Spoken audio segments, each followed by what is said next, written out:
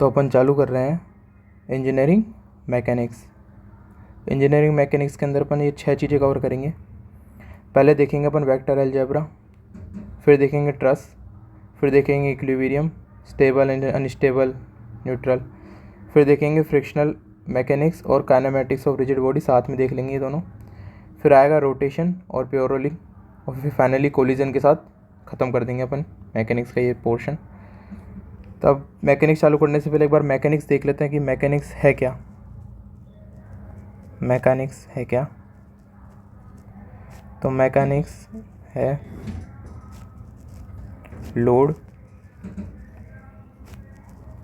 और इफ़ेक्ट। क्या मतलब हुआ कि किसी भी बॉडी पे अपन जो लोड लगा रहे हैं और जो इफ़ेक्ट उस लोड लगाने के कारण आ रहे हैं, उसी की स्टडी ही मैकेनिक्स कहलाती है। तो mechanics is a study of application of load and it's effect on a body. अब वो बॉडी कुछ भी हो सकती है, कोई स्ट्रक्चर हो सकती है, मशीन हो सकती है, कोई फ्लूइड हो सकता है। बॉडी को अकॉर्डिंग ही अपने सब्जेक्ट चेंज हो जाएंगे। जैसे एक मैं एग्जांपल देके बताऊं, मान लिया बॉडी कैसी है, रिजिड है। रिजिड का मतलब क्या है? रिजिड का मतलब भी यहीं बता देता हूँ कि मान लो ये रिजिड बॉडी है, तो इसके कोई भी दो पार्टिकल, मान लो इन दोनों के बीच में डिस्टेंस x है और आपने इस बॉडी पर कंप्रेसिव फोर्स लगा दिया। छोटा मोटा नहीं, बहुत ज़्यादा फोर्स है ये। फिर भी ये जो x है ये फिक्स्ड ही रहेगा, इन दोनों पार्टिकल के बीच की डिस्टेंस कभी चेंज नहीं होगी। तो रिजिड बॉडी समझ में आ गया होगा, जो डिफॉर्म नहीं हो सकती वही रिजिड बॉडी है। तो अगर रिजिड बॉडी की बात करें तो जनरली अपन मैकेनिक्स में रिजिड बॉडी ही पढ़ते हैं। जनरली बोल दिया मैंने पहले ही, क्यों? अभी बोल दोगे कि कोलिजन है, कोलिजन में थोड़ा ना रिजिड होती है बॉडी, तो इसलिए मैंने पहले जनरल वर्ड यूज़ कर लिया। सेकंड, अपन बॉडी मान लो ले लेते हैं डिफॉर्मेबल है। बॉडी कैसी है? डिफॉर्मेबल है। तो डिफॉर्मेबल बॉडी अपन एक अलग सब्जेक्ट में पढ़ते हैं जिसको बोलते हैं सॉम स्ट्रेंथ ऑफ मटेरियल। मान लो बॉडी सॉलिड है ही नहीं, बॉडी कैसी है? फ्लूइड है। फ्लूइड का मतलब क्या होता है? लिक्विड या गैस। तो जब लोड और इफेक्ट की स्टडी अपन ऐसी बॉडीज़ पे करते हैं तो उसको अपन अलग ही सब्जेक्ट में करते हैं, जो है फ्लूइड मैकेनिक्स। तो ये अपन को बेसिक चीज़ समझ में आई गई होगी। और फर्दर कुछ ऐसे क्लासीफाई अपन ऐसे कर सकते हैं कि देखो, एक होता है काइनामेटिक्स और एक होता है काइनेटिक्स। शायद कन्फ्यूज़न हुआ हो कभी। अब काइनेमेटिक्स और काइनेटिक्स में क्या डिफरेंस है? तो जो लोड और इफ़ेक्ट की अपन बात कर रहे हैं, काइनेमेटिक्स के अंदर अपन क्या करते हैं, अपन लोड को भूल जाते हैं। लोड को क्या करते हैं? भूल जाते हैं। केवल इफ़ेक्ट की स्टडी करते हैं उस चीज़ को, या फिर उस चीज़ को बोला जाता है अपन काइनेमेटिक्स। अब इफ़ेक्ट क्या है? किसी भी बॉडी पर आपने लोड लगा के छोड़ दिया और आप इफ़ेक्ट स्टडी कर रहे हो, तो इफ़ेक्ट क्या आएंगे? इफ़ेक्ट आएंगे, उसका डिस्प्लेसमेंट होगा, उसमें कुछ वेलोसिटी आएगी, उसमें कुछ एक्सेलरेशन आएगा। तो इन चीज़ों की स्टडी क्या कहलाती है? काइनेमेटिक्स। और काइनेटिक्स तो समझ ही गए होंगे कि लोड भी स्टडी करेंगे और इफेक्ट भी स्टडी करेंगे। और कुछ इस तरीके से क्लासिफिकेशन भी मिल जाएगा आपको। एक बोलते हैं स्टैटिक्स और एक होता है डायनामिक्स। अब ये क्या है? नाम से समझ में आ रहा है कि बॉडी किस पर है? रेस्ट पर है। और इस डायनामिक्स का मतलब बॉडी कैसी है? मोशन में। तो जब बॉडी मोशन में होगी तब स्टडी करेंगे, तो उस फील्ड को बोल देंगे डायनामिक्स फील्ड, अदरवाइज बोल देंगे रेस्ट पे है तो क्या है? Static field. अब रेस्ट वाली चीज़ में बात ध्यान रखनी कि फोर्स यहाँ जीरो नहीं है। इसका मतलब ये नहीं होता कि फोर्स जीरो है। हाँ, ये जरूर बोल सकते हैं कि बॉडी पर नेट फोर्स जीरो है। तो ये बेसिक बातें हो गई। अब मैं इस सब्जेक्ट को अपन मेरे नोट से देखेंगे, थोड़ा जल्दी हो जाएगा। बेसिक चीज़ें बताता चलूँगा, कुछ एक्स्ट्रा मिला तो वो अलग से बता दूँगा। वेक्टर अलजेब्रा देखते हैं। तो vector is a physical quantity which is having both magnitude as well as direction and it should obey triangle law of vector addition. इस पर मैंने लाइन बना दी, ये इंपॉर्टेंट है। अपन को पता है वेक्टर, अपन ने बचपन से पढ़ा हुआ है कि वेक्टर के पास मैग्नीट्यूड होगा, डायरेक्शन होगा, पर triangle law of vector addition भी फॉलो करना चाहिए। वो क्या होता है triangle law of vector addition? मैंने ये बताया हुआ है यहाँ पे, R + S = R2 R1। तो इसको मैं अलग से बना देता हूँ। R1 एक ये वेक्टर है, ये S ये दूसरा वेक्टर है। This is net resultant vector और इस वेक्टर का नाम दे दिया R2 vector. R plus S ही R2 होगा, ये बात समझने की ज़रूरी है, और यही वेक्टर है। अब नोट यहाँ लिखा हुआ है कि some physical quantities have both magnitude as well as direction but they are not always triangle law, जैसे कि प्रेशर और करंट। प्रेशर के पास डायरेक्शन होती है, मैग्नीट्यूड भी होता है, पर वो ट्रायंगल लॉ फॉलो नहीं करता, सेम करंट के लिए बोल सकते हैं। तो ये बेसिक चीज़ें, आगे चलते हैं अपन डायरेक्ट ही। हाँ, एक यहाँ मैं बताना चाहता हूँ, अगर आपको ट्रायंगल लॉ थोड़ा समझ में आया तो, क्योंकि ट्रायंगल लॉ अपने टर्बो मशीन, इन जगह और पावर प्लांट में बहुत काम आता है। तो जैसे मैं बताऊँ यहाँ पे, ये मान लो ए वेक्टर है, ये बी वेक्टर है, this is vector A, this is vector B, और यहाँ पे कुछ ये वेक्टर सी आ गया। वापस ये बना देता हूँ मैं, वेक्टर ए,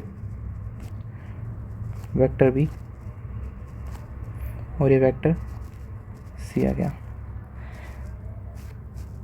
ये मैंने एरो इधर बना दी, ये मैंने एरो इधर बना दी। ट्रायंगल लॉ से अपन को सीधा सीधा क्या समझ में आता है कि यहाँ ये बोलना चाह रहा है A plus B is equal to C, पर यहाँ ये और ये दोनों अलग अलग चीज़ें बता रहे हैं, और यहाँ ये होगा A plus B plus C is equal to 0। ये दोनों चीज़ बिल्कुल डिफरेंट है।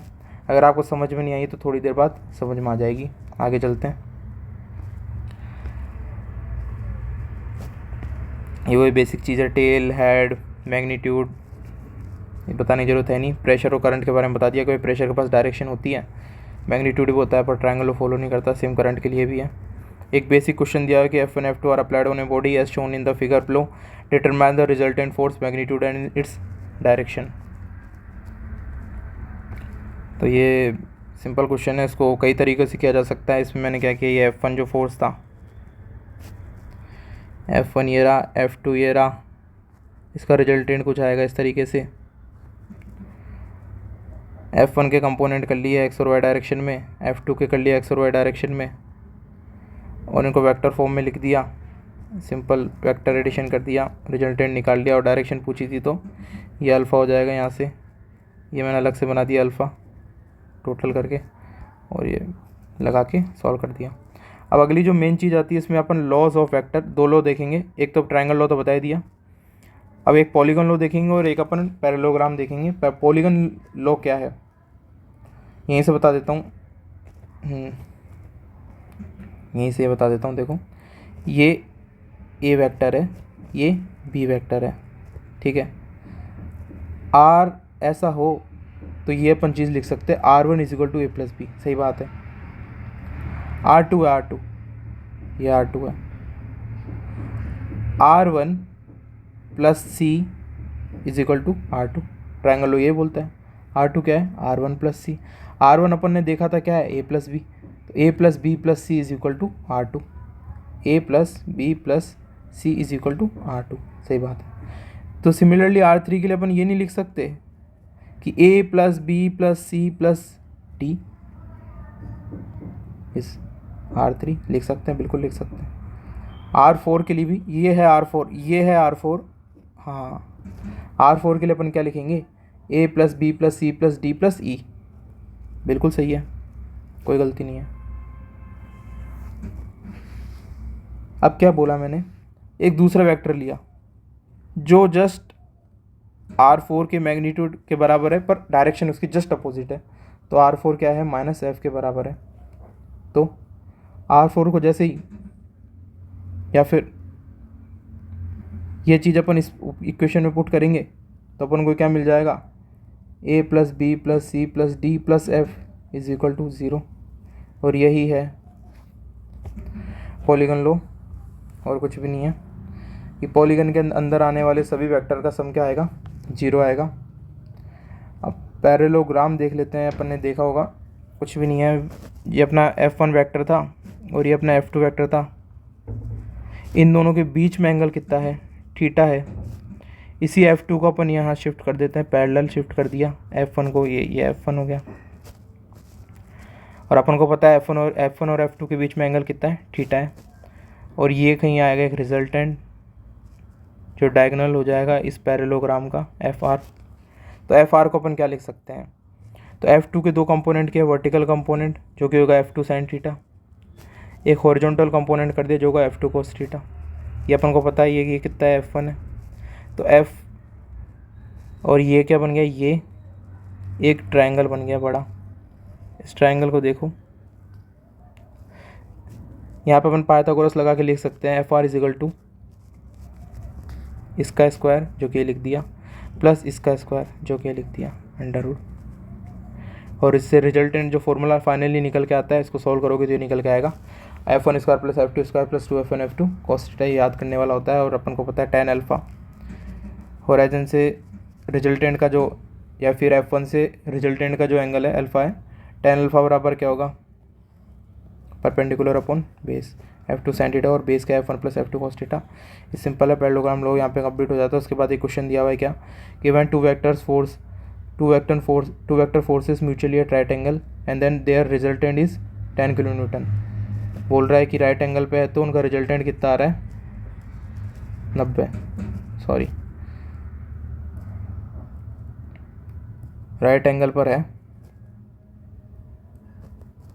तो उनका रिजल्टेंट निकल के आ रहा है कितना, 10। और when they are inclined 60 degree 60 पर है तो उनका कितना निकल के आ रहा है, रिजल्टेंट 5√6 निकल के आ रहा है। Determine the magnitude of the individual forces. इसको सॉल्व करने के लिए कुछ भी नहीं है, दो इक्वेशन बनाएंगे। पहली इक्वेशन ये रही ऊपर वाले फॉर्मूले से, दूसरी इक्वेशन ये रही, इसको सॉल्व करेंगे। इसकी वैल्यू इसमें डाल दी जैसे 100, तो F1 प्लस F2 यहाँ निकल के आ जाता है। अब कुछ नहीं है, F1 F2 को 1 और 3 से सॉल्व करके फाइनली F1 और F2 की वैल्यू ले आएंगे। इसको एक सॉल्व करने का दूसरा तरीका ये भी हो सकता है, 1 में से 2 × 3 कर दो और इससे मालूम पड़ जाता है F1 इजिकल टू F2 ही है, और डायरेक्ट अपन ऑप्शन से भी इसको सॉल्व कर सकते हैं। कुल मिला के ईजी है, इसमें बताने की जरूरत है नहीं कुछ ज़्यादा।